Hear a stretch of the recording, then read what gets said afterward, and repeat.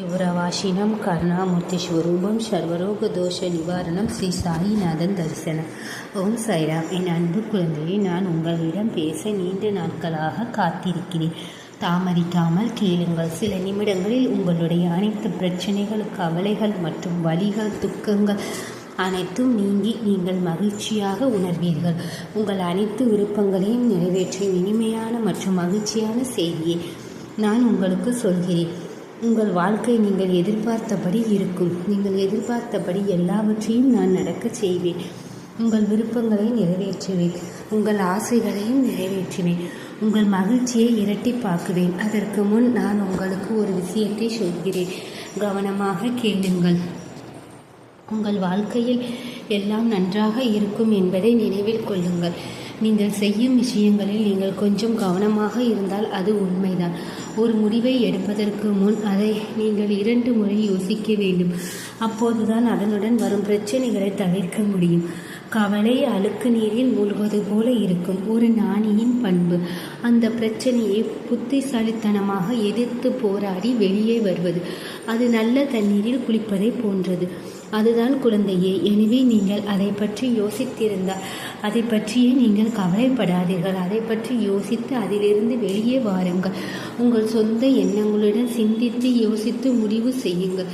ஒவ்வொரு விஷயத்திலும் உங்களுக்கு சரியான பாதையை காட்ட உங்கள் பாபா இருக்கிறார். பிறகு நீங்கள் யாராலும் தோற்கடிக்கப்படக்கூடாது. நீங்கள் என்னிடம் அர்ப்பணிப்புடன் இருந்தால் நீங்கள் என்ன செய்ய முடியும்? குழந்தையே, உன்னை கஷ்டப்பட விட மாட்டேன். உன் எல்லா ஆசைகளும் நிறைவேறும்.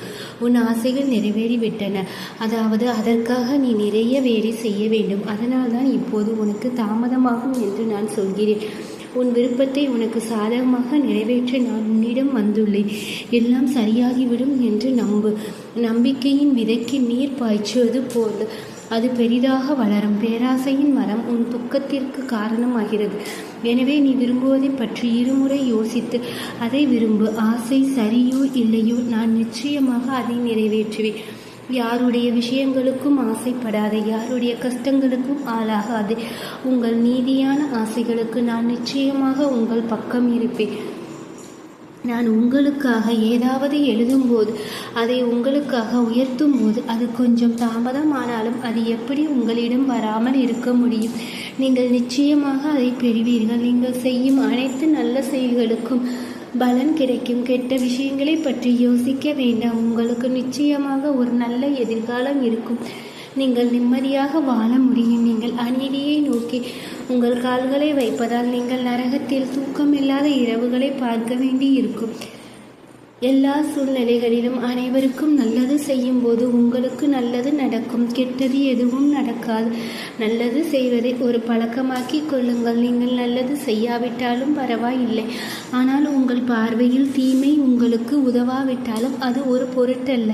ஆனால் யாருக்கும் தீங்கு செய்யாதீர்கள். இதுவரை நீங்கள் உங்கள் வாழ்க்கையை எப்படி வடிவமைத்திருந்தாலும் இனிமேல் உங்களுக்கு வரும் அனைத்தும் நல்லதாகவே இருக்கும். நீங்கள் அதில் நல்லது செய்தாலும் சரி, கெட்டது செய்தாலும் சரி, உங்களுக்கு நடக்கும் வாழ்க்கை உங்கள் விருப்பப்படி இருக்கும். உங்கள் எண்ணங்களின்படி உங்கள் வாழ்க்கையை வாழுங்கள். உங்கள் செயல்கள் நல்லதாகவும் சட்டபூர்வமானதாகவும் இருக்கும் என்று நமது மனதின் முதிர்ச்சிக்கு நீங்கள் வந்துவிட்டீர்கள். அதாவது வெற்றி உங்களுக்கு வராது. அது என்ன செய்யும்? நீங்கள் நிச்சயமாக வெற்றியை அடைவீர்கள். இப்போது உங்களுக்கு நடந்த பாடங்களின்படி நன்றாக வாழுங்கள்.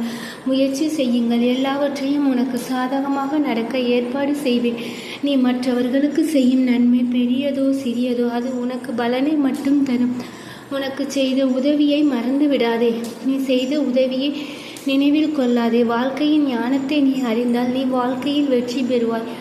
உன் வாழ்நாள் முழுவதும் மகிழ்ச்சியாக இருப்பாய். யாரும் அதிலிருந்து தப்பிக்க முடியாது. குழந்தையே, நான் உன்னுடன் இருக்கிறேன். உன் எல்லா பிரச்சனைகளுக்கும் சிரமங்களுக்கும் நான் முற்றுப்புள்ளி வைக்கிறேன்.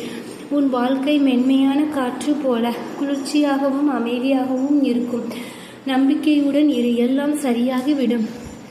இதையும் தாண்டி உங்கள் சாயி உங்களுடன் இருக்கிறார் இல்லையா? என் கையை பிடித்த உங்களை நான் ஒருபோதும் விட்டுவிட மாட்டேன். இந்த சாயி தந்தை இனிமேல் நீங்கள் கண்ணீர் சிந்தாமல் பார்த்து கொள்வார். இன்று நிம்மதியாக தூங்குங்கள். நாளை உங்களுக்கு நல்ல மற்றும் மங்களகரமான நேரங்களாக புதிய உற்சாகமாக தொடங்கும். இந்த சாயி இருக்கும்போது நீங்கள் ஏன் பயப்படுகிறீர்கள்? அனைத்தும் உங்களுக்கு நல்லதாகவே அமையும். ஓம் சாய்ராம்.